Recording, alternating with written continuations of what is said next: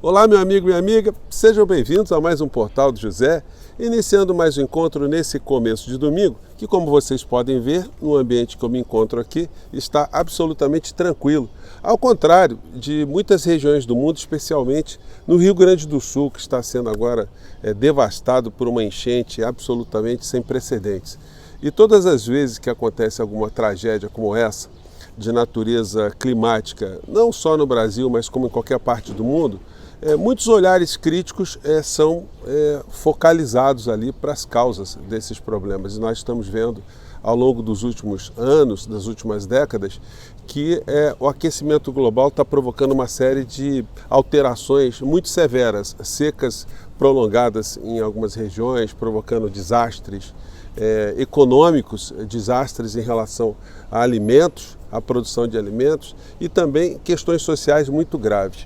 Essas situações todas elas podem ser minimizadas com ações públicas, né, dos governos, com políticas públicas.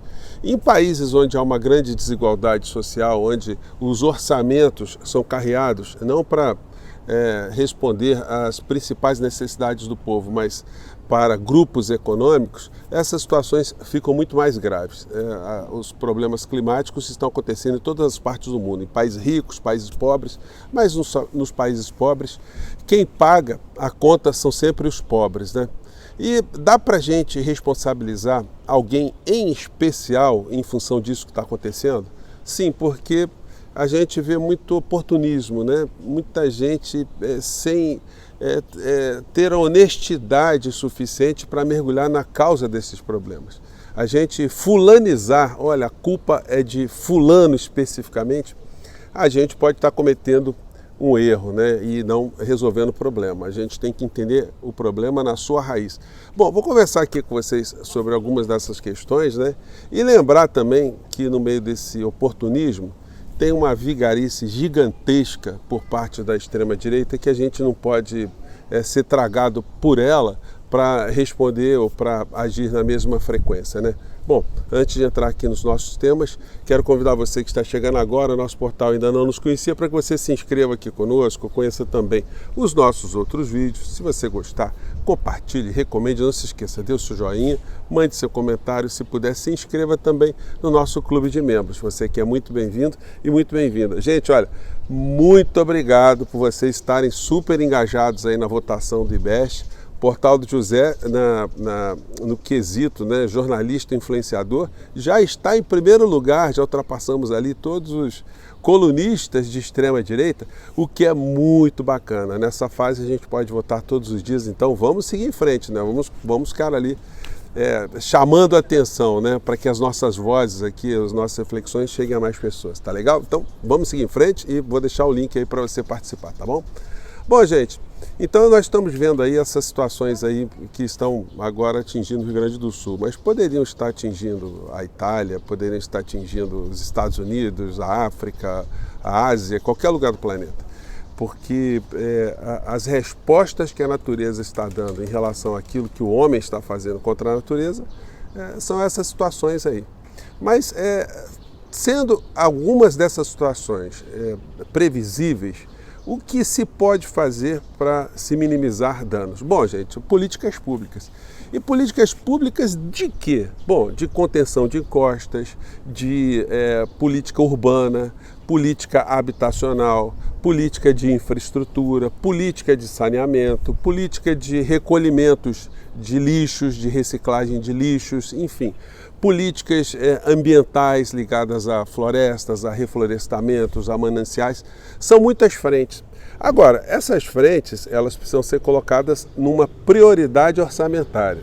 E em países como o Brasil, a prioridade orçamentária sempre é o mercado financeiro, sempre é o giro da ciranda financeira.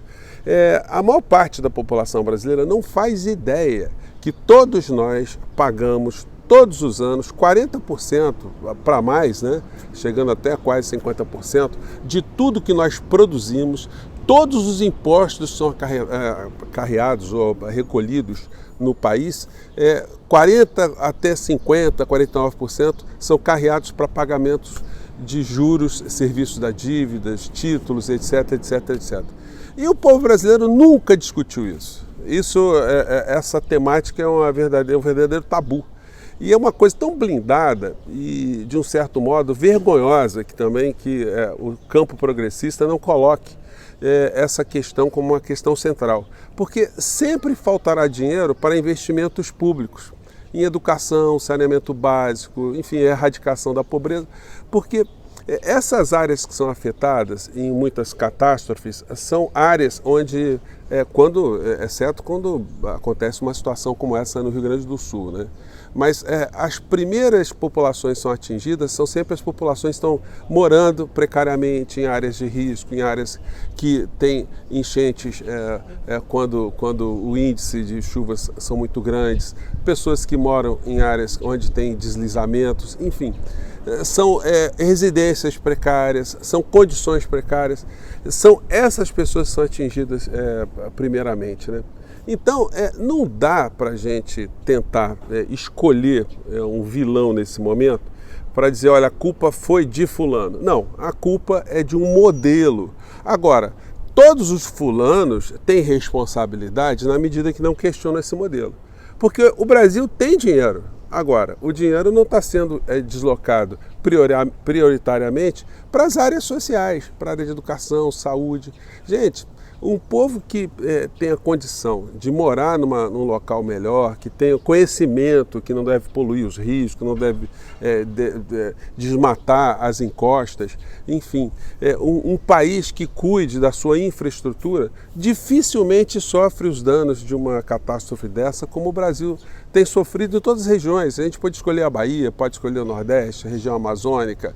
A gente sempre está tendo situações como essa, Minas Gerais, Belo Horizonte, enfim. Mas elas se repetirão se a gente não tiver investimentos nessas áreas todas, né? Então, dito isso, quando a gente faz uma leitura agora do que está sendo focalizado, sobretudo pela extrema-direita, é muita calhordice, porque vejam só, eu acompanho vários, não vou nem citar nomes hoje, né?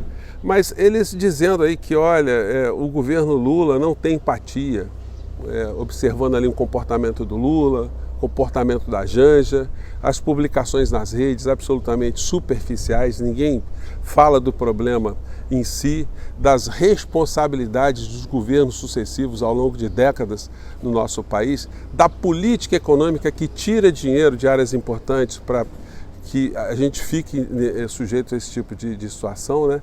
Enfim, então as críticas são que o governo Lula agora é um governo sem empatia. Lula não tem empatia, os governantes ligados a Lula não têm empatia, os ministros de Lula não têm empatia, as pessoas no campo da esquerda não têm empatia, a Janja não tem empatia. Está todo mundo pouco se lixando, segundo essas criaturas, para as vítimas dessa catástrofe que está acontecendo no Rio Grande do Sul, né?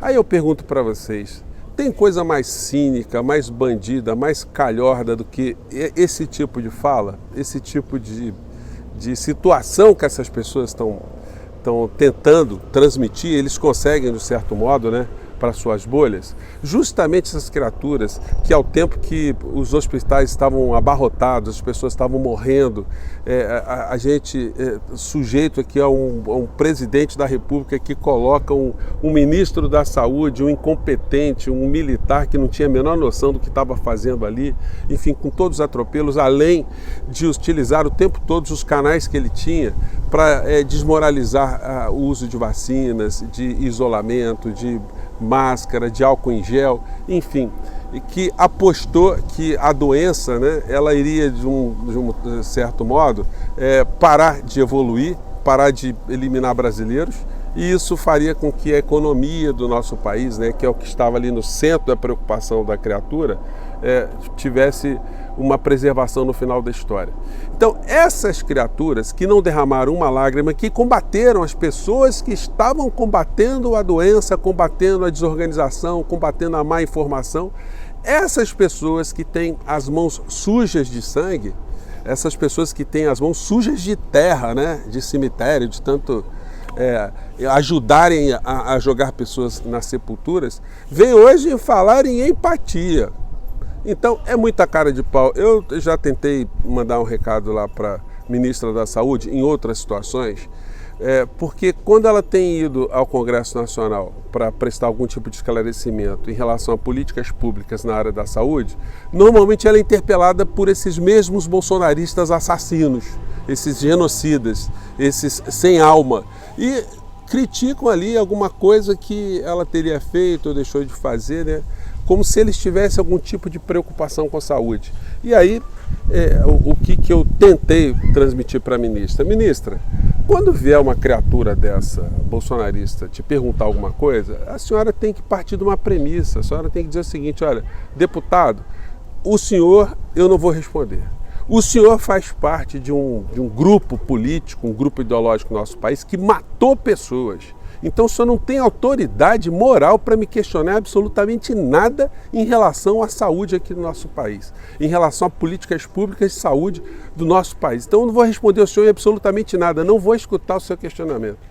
Então, seriam questões que a pessoa tem que ter esse viés político, né, para poder fazer esse enfrentamento, porque senão ela fica ali subjugada diante desses criminosos que vão para as redes sociais hoje dizer que a esquerda, que os progressistas, que Lula, que o governo Lula não tem empatia, não estão se preocupando com as pessoas no meio dessa tragédia toda, né? Que tem sempre, enfim, abordagens políticas, mas muitas vezes abordagens enviesadas justamente para se tirar algum tipo de proveito político e para se responsabilizar o outro lado com o qual tem discordâncias, né? Então, são essas questões, gente, que eu queria conversar com vocês hoje, né, sobre essa situação estrutural.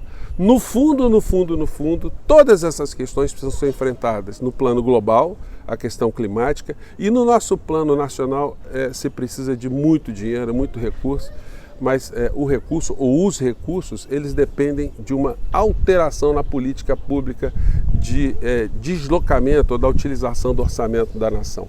Enquanto a gente estiver dentro dessa lógica, sempre faltará dinheiro para todas as áreas e sempre sobrará dinheiro para aquilo que o povo brasileiro não tem menor retorno. O mercado financeiro, rolagem de dívidas, contratos que a gente nunca soube de onde vieram, quais foram as suas utilidades, enfim. E quem são os seus principais beneficiários, né? Bom, então são essas questões que eu queria jogar para nossa reflexão de começo de domingo e a gente volta depois, tá bom? Mais uma vez um grande abraço e vamos seguir em frente. Tchau!